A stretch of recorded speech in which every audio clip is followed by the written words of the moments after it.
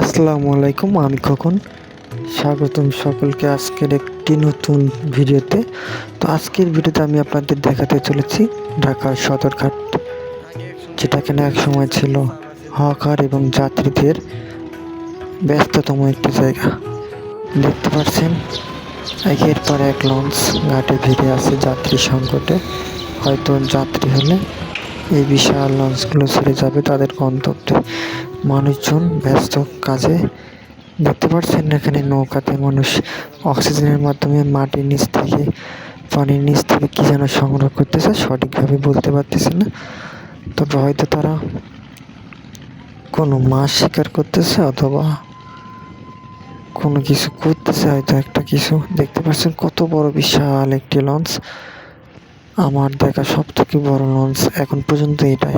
এত বৃহৎ লঞ্চ আমি আগে কখনো দেখিনি।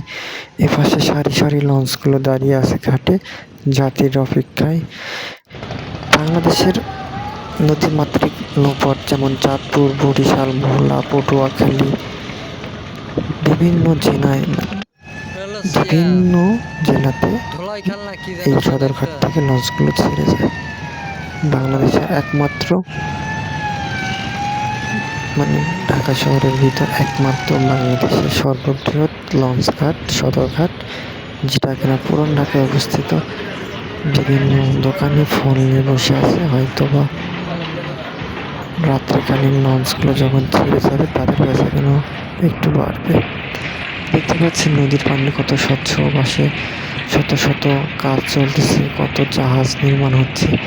তাও আবার ঢাকা শহরের ভিতর, এত যান্ত্রিক একটা নগরীর ভিতর এত জাহাজ তৈরি হয়, আসলে এটা আগে কখনো চিন্তাও করতে পারি না, যা এখন সামনাসামনি দেখতেছি চোখের সামনে। তো আমি আর আমার বড় ভাই সামনের দিকে যাচ্ছি, আর একটা করে লঞ্চ খুঁজতেছি। যেদিকে তাকায় বিশাল বড় বড় লঞ্চ। লঞ্চগুলো আসলে অনেক সুন্দর। বাংলাদেশের লঞ্চে যারা যাতায়াত করেন তারা হয়তো বলতে পারেন যে লঞ্চে যাতায়াত করে মানে কীরকম মজা।